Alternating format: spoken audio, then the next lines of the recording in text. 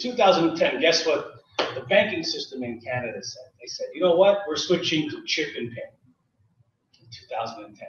Every retailer has till 2012 to change their POS systems. So that was our signal to say, you know what, we better get EMV certified. We better get our applications certified so that we can offer our clients an EMV solution, because all the retailers will have to change in Canada. And what is EMV? EMV stands for Euro-Paid MasterCard Visa.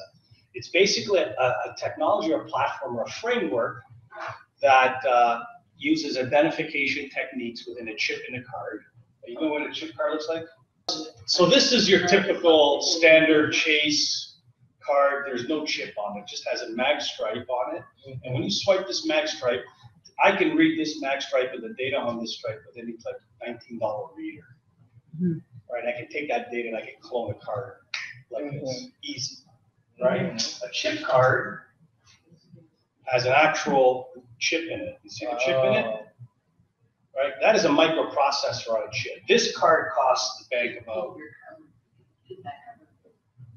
The number covered. It's a chip card. They can't use it on my shit. Okay. Right? So they can look. So you can look at it. No problem. Fully secure. So that's pretty bold. Okay. this costs about 90 cents to make. This is $9. So you can see the reluctance of the U.S. market with over 1.2 billion credit cards and debit cards out there to update for $9 a card.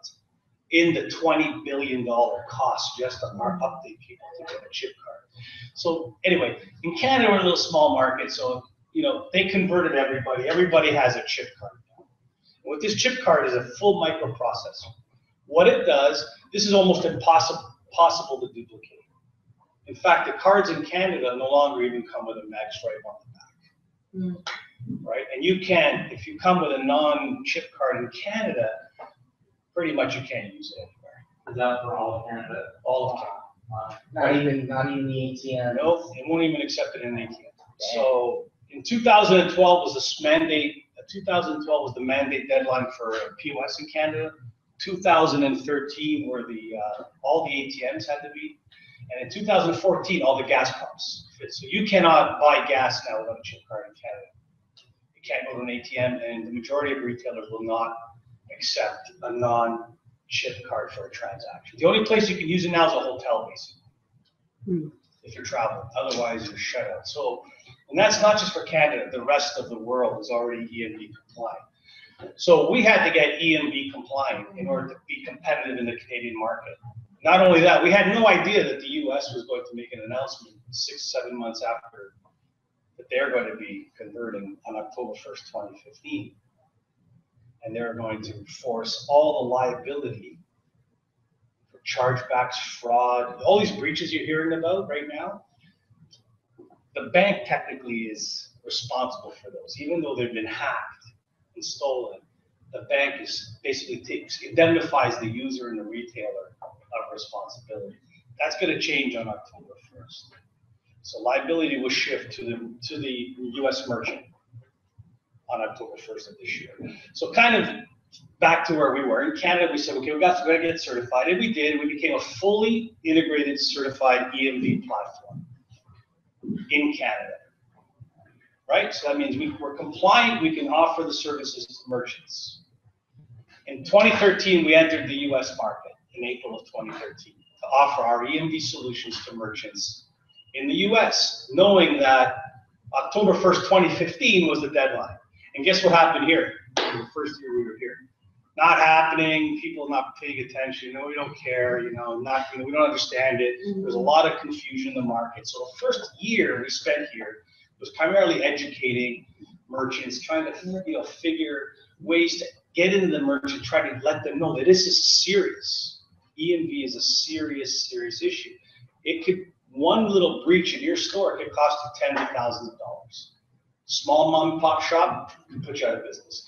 And the banks are not going to plead what ignorance is an excuse. There is no excuse. A charge happens or a chargeback happens or a fraudulent charge happens in your store. You're not EMV certified. The bank can take the money out of your account right away. and will hold a lien on the account until they get paid back. So this chip is really guaranteed not to have any more breach of. Yeah. There's a really. Around the world, see, here's the thing. So around the world, the chip card brought the fraud down by almost depends on the jurisdiction, between 80 to 90%. So in Canada, basically, fraud does not exist at the POS. So they say, oh, fraud shifts to online. So thieves are not going to steal from stores, they're going to go buy stuff online. But even that's changing. There's things that are happening online that are basically, tokenization, or basically a way to protect the card even on online purchases, right? So that's just ways to deflect the responsibility. But ultimately, at retail, EMV basically wipes out fraud, because you cannot, if you don't know my PIN, you can't use my card. That's just as simple as that. Every time you use your card, you have to use your hand. That's correct. Now, in Canada, what happened is for transactions this is also a tap and pay card, sort of similar to Apple Pay now that you're hearing about. So this works without having to swipe or insert under $25 in transactions. So if you're doing fast sales transactions, you don't even have to chip, you just tap it and you're out. You don't have to sign a receipt. So in America, it's the same thing will happen. So for transaction under a certain amount, $25, $30, you don't have to use your chip, you don't have to swipe, tap, and the retailer is still off the hook, because the chip in here is also a contactless Can you chip. talk about some of the fraud that's happening? You were telling me about how someone can walk past the store with the old machines. Well, as I said, the magstripe reader can be read, with any. Yeah, how you were saying, once they swipe the old, once they use that old swipe, they don't have one here, right? Oh yeah, well, the old reader? You're right, the old reader, when you just swipe, all that data stays inside. Yeah. And So many of you guys use credit cards, right? They take the card, sometimes they walk back to a machine and swipe it. Sometimes they'll swipe it right on the PC. Your card data is being stored somewhere in the network. It's being stored either on the device or on the terminal. Mm-hmm. So hackers, that's how they get their data. They just go into your store, they just hack into your store, steal a credit card. It's easy. I can do it today, like from my PC, no problem. If I know some IP addresses and some terminals, I can just scout out here. I can bring an IP scanner with me, and I can find access points, and I can just hit terminals until I get until I get in. And many of these terminals aren't password protected. They're just sitting there open on the network. So you can identify them, and they transmit a very specific payments code, so that you can ping for those codes. Oh, there's a terminal, and suck the data back. That breach after October will be the responsibility of that retailer. So when you insert a chip card into that terminal, the data will not stay in the terminal. There is no data. The chip is, what happens is it creates every time you insert it, this chip creates a brand new token for that transaction. It can only be used once, it's used once forever, and then disappears. So every time you use it, you insert it, it generates new payment information for you. And so even if you try to intercept that data, that data you're receiving is only good for that transaction only. So you can never use it again. So it creates basically a new token for every transaction.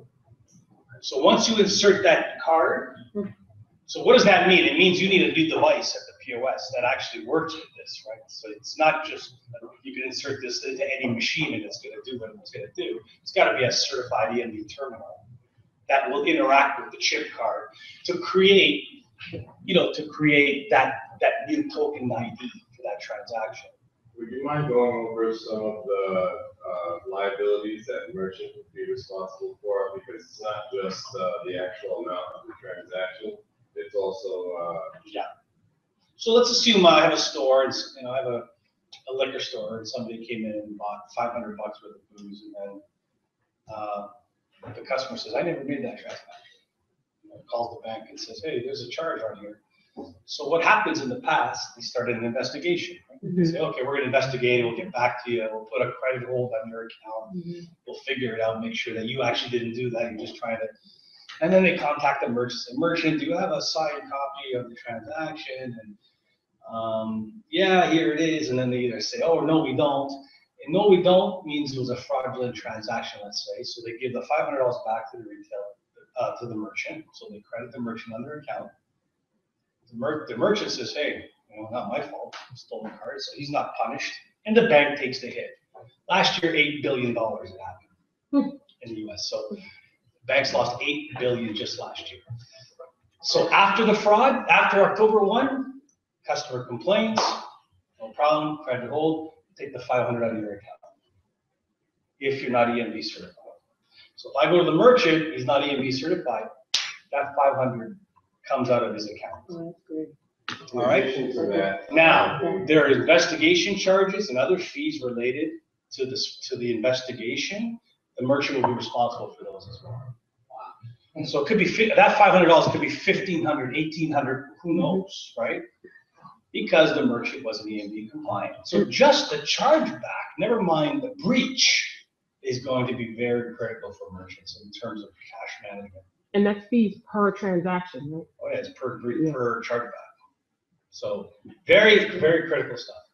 Assuming that someone was able to find a way to hack these cards and somehow credit card fraud still happened, even with someone being EMV compliant, will the merchant still be considered responsible for it? No, Mhm. no. So if the merchant is EMV compliant, the fraud goes to the weakest link in the value chain, in the payments chain.